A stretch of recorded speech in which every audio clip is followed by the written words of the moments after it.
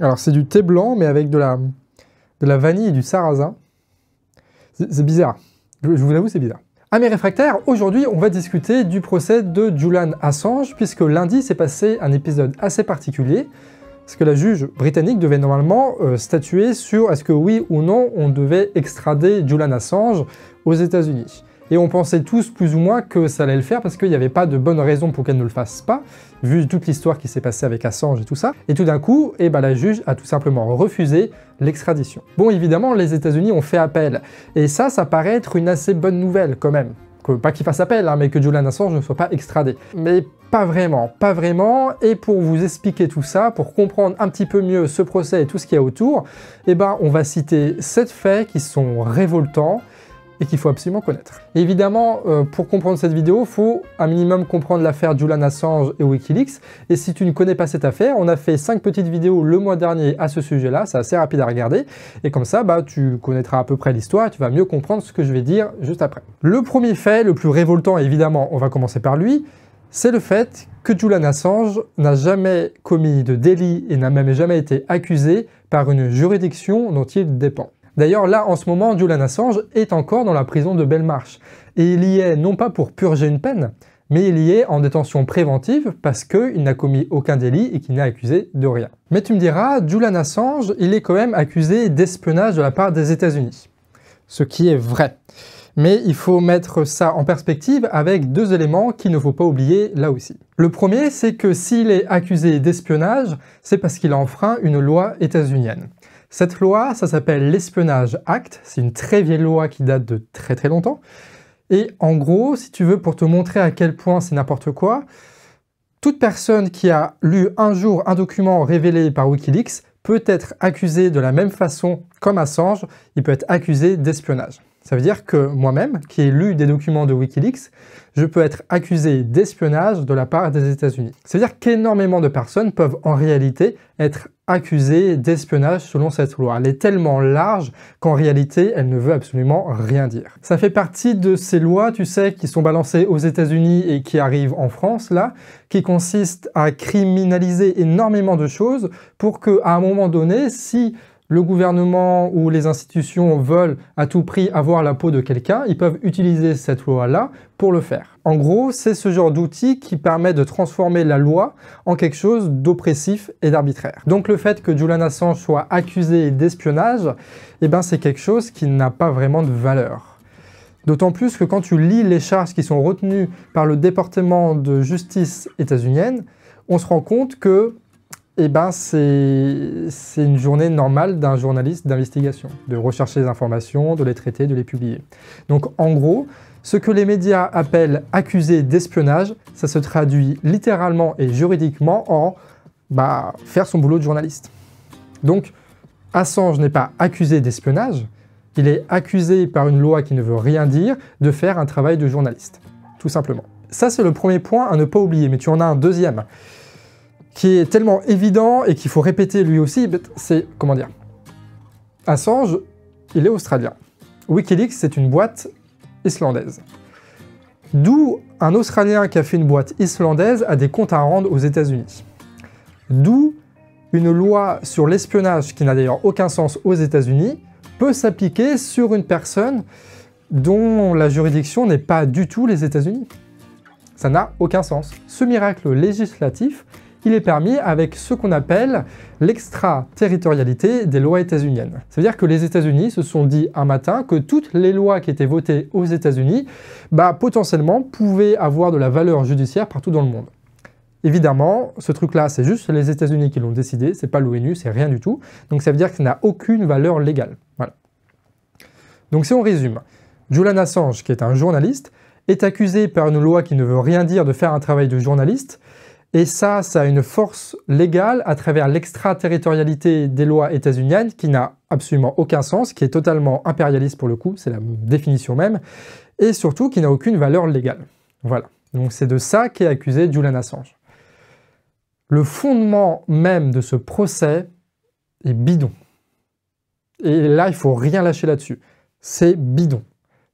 On a l'impression que c'est une affaire judiciaire, mais ce n'est pas une affaire judiciaire. La seule chose que veulent faire les États-Unis, c'est littéralement enlever le journaliste le plus influent et le plus récompensé de sa génération. Tout simplement. Rien de plus que ça. Tout le reste, c'est des histoires, c'est des fantaisies, c'est de la propagande, c'est ce que tu veux. En tout cas, c'est sûrement pas quelque chose de légal, c'est sûrement pas quelque chose de judiciaire. La seule chose qui est cherchée avec ça, c'est enlever Assange, rien de plus. Deuxième fait révoltant, si la juge n'a pas extradé Assange, c'est pour des soucis de santé vu que le bougre a les symptômes de l'autisme et que, étrangement, il est dépressif. La Grande-Bretagne, elle reconnaît l'autisme comme un facteur aggravant de potentiel suicide et ne peut l'envoyer aux États-Unis qui, eux, ne reconnaissent pas ce trouble et qui ne vont pas pouvoir le traiter comme il le faut. Et si la juge a été contrainte de faire ça, c'est pas par pitié, évidemment, c'est parce qu'il y a une jurisprudence qui l'a obligé à le faire. Cette jurisprudence, c'est l'affaire Lauri Love, et s'il n'y avait pas eu ce cas-là, le gars partait aux États-Unis avant même son extradition officielle pour éviter à l'Empire de se taper la Cour européenne des droits de l'homme. Donc en gros, quand on se félicite du jugement qui a eu lieu lundi, on se félicite du fait que la Grande-Bretagne a suffisamment détruit un bonhomme, pour qu'il ne puisse pas l'envoyer légalement aux États-Unis. Rien de plus. Tous les arguments qui consistaient à dire que Julian Assange était un espion, qu'il a mis des personnes en danger, enfin toute la propagande états-unienne, l'extraterritorialité des lois états-uniennes, tout ça, ça a été validé par la juge. Pire que ça, le fait de torturer psychologiquement, d'enfermer, de foutre la pression sur un média et sur un journaliste d'investigation pendant plus de 10 ans, ça aussi, ça a été validé par la juge. Ça veut dire que si Julian Assange avait eu le bonheur d'être un peu plus sain mentalement, il aurait été envoyé aux États-Unis.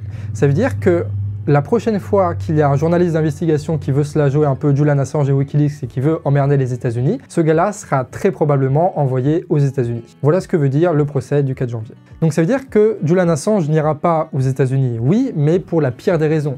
On aura préféré que la juge dise que l'extraterritorialité des lois américaines, ça ne vaut rien, que l'espionnage acte, ça ne vaut rien, que faire du journalisme, ce n'est pas un délit, mais elle n'a pas dit ça, elle a dit que la santé mentale du bonhomme, avec la jurisprudence machin, fait qu'on ne peut pas l'envoyer maintenant. Donc c'est pas tant que ça une bonne nouvelle quand on réfléchit bien. Le troisième fait qui est aussi important, c'est un reproche qui est fait par les États-Unis envers Julian Assange, comme quoi, notre journaliste préféré, il aurait mis en danger des personnes avec ces révélations. Ce qui est pas vrai, mais ce qui est vraisemblable. Tu as 3 gros problèmes avec cette affirmation et avec cette accusation. Petit 1, les États-Unis n'ont jamais pu prouver que cela avait réellement mis en danger la vie d'autrui. Petit 2, la fuite de la clé ne vient pas de Wikileaks, mais d'un journaliste de The Guardian qui l'a publié comme titre dans un chapitre de son livre. Petit 3, Assange avait prévenu le département de la justice états-unienne qu'une telle fuite allait avoir lieu sans qu'il puisse l'empêcher. L'enregistrement de la conversation entre Assange et le département de justice a été mis en ligne par le projet Veritas le 16 décembre et il est disponible en anglais, le lien est en description, et bientôt ce sera sur la chaîne du Canard vu qu'on est en train de le traduire. Si tu connais un peu Wikileaks, tu sais qu'eux, ils ne publient pas tous les documents qu'ils ont. Ils publient tous les documents qu'ils ont qui permettent de révéler de la vérité sans mettre en danger des personnes. Et donc tu as des documents qui n'ont pas été révélés dans les câbles diplomatiques qu'ils ont balancés fin 2010 et début 2011. Parmi ces documents, donc, tu en avais qui étaient cryptés, la clé de cryptage a été mise dans un bouquin du journaliste de The Guardian, et tu as un type qui a récupéré cette clé-là pour déchiffrer des documents qui n'auraient jamais dû être déchiffrés, et il les a publiés. Donc techniquement, s'il y a un gars qui doit être jugé pour avoir mis potentiellement des gens en danger, c'est ce type-là. Sauf que ce type-là, il est états-unien. Donc ça veut dire qu'il est protégé par le premier amendement de la Constitution des États-Unis qui garantit la libre expression.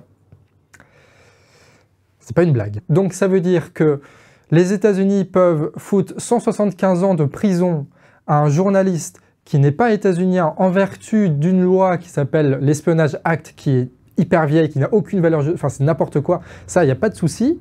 Mais par contre, quand tu as un gars qui a réellement commis une faute, ce gars-là, parce qu'il est états-unien, totalement libre. Je veux dire, le gars, il est même allé au procès d'Assange. Il a dit ce qu'il avait fait et il se sait protégé avec la Constitution. Comment ça se fait que Assange, lui, n'est pas protégé par la Constitution états-unienne? Bah, tout simplement parce que c'est Assange. Il y a un moment ou un autre, tu peux pas justifier légalement ce qui est en train de se passer, c'est juste du foutage de gueule. tout simplement. C'est ce qu'on appelle du lawfare, c'est-à-dire de tordre les lois existantes pour faire en sorte de faire des procès politiques à des opposants politiques. C'est ce qui est en train de se passer pour Julian Assange. En gros, il a fait chier les États-Unis avec ses révélations, donc on va trouver une excuse juridique en invoquant des trucs qui n'ont aucun sens pour donner un vernis juridique, un vernis démocratique à ce qui s'apparente en réalité à une chasse à l'homme, à une chasse aux journalistes pour le coup. Bref, le troisième cas, c'est que Julian Assange est victime de lawfare, et le quatrième, il va être plus rapide. Ça concerne une autre accusation des États-Unis qui est assez cool, celle-là, elle est vraiment intéressante à décortiquer. C'est le fait que Julian Assange aurait, et objectivement publié des documents confidentiels. Voilà, ce qui s'apparenterait à un crime, à de l'espionnage, parce que les espions, c'est bien connu, une fois qu'ils chopent des informations, ils les publient à tout le monde. C'est comme le pire espion du monde qui fait ça, enfin bref. Ce qui est intéressant là-dedans, c'est que Julian Assange, enfin plutôt Wikileaks, parce qu'on ne sait pas vraiment le rôle de Julian Assange dans tout ça, parce qu'il n'était pas tout seul dans l'histoire, il ne faut pas non plus personnifier le truc. Mais Wikileaks a publié des documents qui étaient classifiés, des documents qui montraient des crimes de guerre, des documents qui montraient des mensonges d'État. Donc à partir de quel moment, c'est ça la question, à partir de quel moment simplement mettre un coup de tampon sur un document, ça permet de lui enlever toute valeur juridique. Dans le sens où les crimes de guerre qui ont été dénoncés par Wikileaks, normalement, ça aurait dû déboucher à un procès contre ceux qui ont fait ces crimes de guerre. Sauf que là, non, le fait que Wikileaks ait publié ces documents-là, parce qu'ils étaient classifiés, eh ben, ça se retourne contre Wikileaks qui risque des années et des années et des années de prison. C'est quand même assez curieux parce que le confidentiel, c'est juste un bout de tampon, d'accord? C'est juste un coup de tampon, c'est rien d'autre qu'un coup de tampon. Donc à partir de quel moment un coup de tampon permet à des criminels de guerre d'être libres et à des journalistes d'être enfermés pour 175 ans? Le cinquième fait assez révoltant, c'est le fait que Julian Assange est dans une prison de haute sécurité à Belmarsh, la plus sécurisée des prisons anglaises, et qu'il est en plus de ça en isolement. Et ça depuis qu'il s'est fait virer de son ambassade équatorienne à Londres, et donc ça fait plus d'1 an maintenant qu'il est enfermé là-bas. Officiellement, il a purgé une peine de 50 semaines là-bas divisée par 2 pour bonne conduite, après avoir rompu sa liberté conditionnelle en s'étant réfugié dans l'ambassade d'Équateur pour une histoire sans accusation, il faut le dire, menée par une procureure suédoise qui voulait l'extrader aux États-Unis. Et on a des retours de ce qui se passe dans sa cellule. Il n'y a pas de chauffage, par exemple. Il est obligé de mettre des bouquins sur les vitres pour se protéger du gel, vu que c'est l'hiver. C'est assez chaud donc, et l'administration refuse toujours à sa famille de lui apporter des vêtements chauds. Parce que oui, Assange, il a une famille, et notamment un enfant en France, mais bon, ça, la diplomatie française s'en fout, hein, les intérêts états-uniens avant les citoyens français. L'aile dans laquelle se trouve Julian Assange est remplie de Covid. Et tu as pas mal de condamnés, de vrais condamnés, eux, pas comme Julian Assange, qui ont pu profiter d'une liberté conditionnelle et d'affirmer dans un rapport de force violent, illégal et dégueulasse le fait que les journalistes dans le monde, où qu'ils soient, ne sont pas libres d'exercer leur boulot et que l'investigation a une limite. L'air de rien, le lundi 4 janvier, eh ben, c'est le journalisme d'investigation qui est mort, vu que tout ce qu'a fait les États-Unis a été validé par la juge. Voilà, il y a plein de bonnes nouvelles. Hein. Le sixième fait, on va se concentrer sur le procès qui était en lui-même bidon, et ça pour plusieurs raisons. Pendant l'audition d'Assange, la juge a refusé à divers journalistes, politiques et représentants d'associations de venir assister au procès. Au final, seules 3 personnes extérieures ont pu rentrer, sa famille et personne d'autre. La retransmission sonore était, elle, d'une telle qualité qu'on ne pouvait juste rien comprendre à ce qui était dit. Sauf que retransmettre par internet ce qui se passe dans une salle d'audience, c'est pas compliqué, un bon micro ça coûte 50 €, donc si le rendu a été dégueulasse, c'est parce qu'il a été rendu dégueulasse. C'est parce qu'il y avait un choix volontaire de la part de la justice anglaise de rendre ce son inaudible pour tout le monde. Pendant ce temps, dans la salle, la juge répète les mensonges déjà démentis sur la mise en danger d'autrui par les révélations d'Assange, ne voit aucun problème à ce que les États-Unis espionnent l'ambassade équatorienne en Angleterre, présente aussi des éléments ajoutés après la date limite de dépôt par les États-Unis, et aussi prend pour elle le dossier écrit par les procureurs. C'est donc pas un procès qu'il a eu parce que les procès, normalement, ça ne se déroule pas comme ça. C'est pas un vrai procès, ça. C'est juste une mise en scène judiciaire pour justifier seulement le fait que Julian Assange soit traqué et soit détruit par les États-Unis. Voilà. C'est tout. C'est une mise en scène pour essayer de justifier quelque chose. C'est pas la justice, ça. Pour le 7e fait, on va se concentrer sur la juge qui s'appelle Vanessa Barresner. Et elle est très intéressante, vous allez voir. D'après le journaliste John Pilger, ce n'est pas une juge. Pas mal, hein? C'est pas une juge, c'est ce qu'on appelle une magistrate en anglais. On voudrait le traduire par magistrat en français, mais en fait non, t'as pas d'équivalent en français. On pourra le traduire de manière un peu plus vraie en disant que c'est une juge civile. Les juges civils, normalement, ils sont censés aider la justice sur des affaires, des toutes petites affaires du style infraction au code de la route, redevance télé qui n'est pas payée, ou alors des petits vols à la con, tu vois. Et la peine maximale sur laquelle un juge civil peut se prononcer, c'est 6 mois, pas plus. Et on peut d'ailleurs, si ça vous intéresse, devenir juge civil grâce à un formulaire sur internet. C'est un rôle donc bénévole qui nécessite d'avoir entre 18 et 65 ans, d'être capable d'entendre sans appareil auditif et d'avoir évidemment un sens de l'équité et au final d'être disponible au minimum 14 jours par an. Et oui, c'est bien elle qui juge Julian Assange, voilà. C'est-à-dire le procès du siècle. Il n'y a pas eu, je ne sais pas s'il y a eu un procès plus important que ça, mais c'est un des plus grands procès qu'il y a eu là, dans ce siècle-là, est fait par une personne qui n'est pas juge. C'est une bénévole. Voilà. Ça fait chier, hein? Et bah, c'est la réalité. Cette dame n'existe pas. Enfin, je veux dire, elle existe, elle est là, mais impossible de trouver des informations la concernant sur Internet. Ni diplôme, ni Facebook, ni université, ni rien du tout, c'est juste un fantôme. Et d'ailleurs, durant le procès, elle ne faisait que de lire des fiches et de s'absenter pour de courtes périodes. Et quand elle partait prendre conseil auprès d'une personne qui a un nom très compliqué à dire, donc je vais le lire, qui s'appelle Emma Arbuthnot, et qui est la vraie juge qui est chargée de l'affaire, et qui supervise un peu tout le bazar. Emma Arbuthnot, dont le fils et le mari sont directement cités par Wikileaks en tant que trafiquants d'armes, représentants d'entreprises comme Thales ou membres du gouvernement britannique. C'est un conflit d'intérêts énorme qui devrait normalement pousser cette juge à se désister totalement, sauf qu'elle ne l'a pas fait. Elle est restée superviser le procès en donnant la main à un autre juge, Vanessa Barrisner, un fantôme qui est un juge civil, c'est-à-dire un bénévole qui n'a aucun diplôme, qui n'est rien du tout.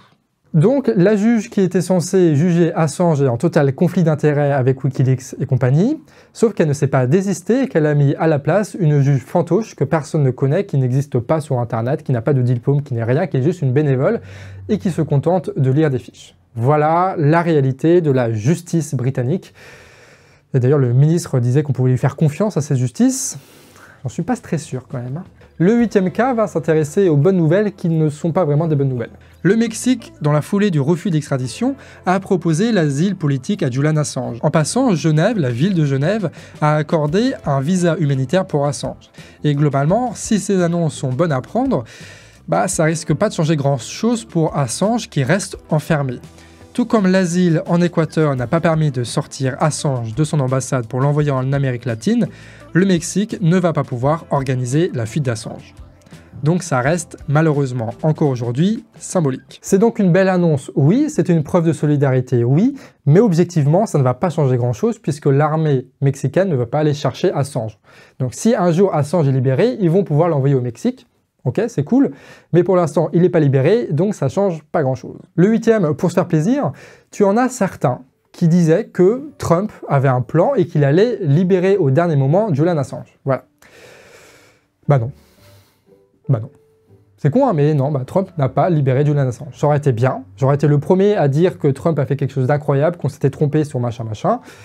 Mais il ne l'a pas fait, il ne le fera pas, le dossier est clos. Par contre, juste avant le procès du 4 janvier, Trump il a libéré des gens, et notamment des miliciens de Blackwater qui avaient assassiné des dizaines de personnes en Irak, et des gens qui avaient menti pour protéger le président états-unien.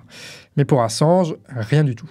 Donc si Trump a pu être un jour un peu plus qu'un ballon de baudruche à cause de mensonges qui ont été relayés par les réseaux sociaux, mais aussi à cause de documentaires de Pierre Bernerias, et ben aujourd'hui il n'est plus rien. Voilà, c'est acté, c'est définitif, il n'est plus rien, le plan n'existait pas, Assange ne sera pas gracié par Trump, et il le sera encore moins par Biden. Le 10e point, et ça va être la conclusion, c'est le fait que Julian Assange est encore en Angleterre à l'heure où on parle. Il est certes encore dans un procès, les États-Unis ont fait appel, dans la pire prison, il n'y a pas grand-chose qui a changé, on a vu ça ensemble. Néanmoins, il est en Angleterre, il est à portée de main, il est à portée de manche. C'est-à-dire qu'aujourd'hui encore, parler de Julian Assange, prendre la défense de Julian Assange, propager l'histoire de Julian Assange et de Wikileaks, ça a encore du sens et ça peut aboutir peut-être à une libération du bonhomme. Voilà, c'est pas impossible. C'est pas parce que les choses ne sont pas probables qu'elles sont impossibles. Ce qui veut dire que le travail d'éducation populaire a encore du sens et qu'il faut y aller, quoi. Il faut s'organiser. Parce que vous imaginez le pied de nez que ce serait d'arriver à force de pression, à force d'organisation, à force d'action, qu'on arriverait à faire sortir Assange de prison. Vous imaginez le pied de nez aux États-Unis que ce serait? Le pied de nez à tous les oligarchies et cet appel que ça donnerait à tous les journalistes d'investigation, à tous les médias indépendants, à tous les médias alternatifs et même à tous les journalistes, pourquoi pas, de la grande presse qui ont peut-être aujourd'hui peur de prendre position contre les États-Unis à cause d'Assange. Vous imaginez à quel point ça pourra révolutionner absolument tout le champ médiatique? Quelque chose de probable, mais on a encore le droit d'espérer et donc ça veut dire que nos actions ont encore du sens et qu'il va falloir aller chercher Julian Assange. Et on a même le temps pour s'organiser pour ça, ce qui est un vrai privilège. Et faire sortir Julian Assange, ce sera compliqué certes, mais on a des moyens, et un de ces moyens, c'est évidemment de partager les vidéos qui parlent de lui et qui prennent sa défense. Bon, évidemment, les vidéos du canard, elles sont super bien, mais tu en verras d'autres en description qui prennent plus leur temps avec d'autres approches, et donc n'hésite pas à balancer ces trucs-là, quoi. Du canard ou pas, hein, vraiment, mais n'hésite pas à balancer ces informations pour que le maximum de personnes sachent ce qui se passe avec Julian Assange, ce qui se passe avec Wikileaks, et pourquoi c'est indispensable de prendre position et de prendre sa défense. Et si on fait le travail maintenant d'éducation populaire, à la prochaine insurrection type Gilets jaunes, tout ça, eh ben on aura ça dans notre inconscient collectif à tous, que Julian Assange, c'est quelqu'un qui protégeait la vérité, qui protégeait les peuples, et que il faut qu'on arrive à le faire sortir de sa prison. Et peut-être qu'on y arrivera. Peut-être qu'on n'y arrivera pas, mais peut-être qu'on y arrivera. Et dans tous les cas, de toute façon, il ne faut pas oublier Assange, donc il faut partager les vidéos, il faut partager les pétitions, il faut en parler dans ses assemblées, dans nos repas de famille, il faut creuser le sujet pour vraiment être pointu, et puis voilà, on verra ce qui va se passer, quoi. Mais l'espoir est permis, et ça, de nos jours, c'est quand même assez rare pour être apprécié. Sur ce, en tout cas, passez une bonne journée, et puis vive Julian Assange, vive Wikileaks, et vive le droit à l'information.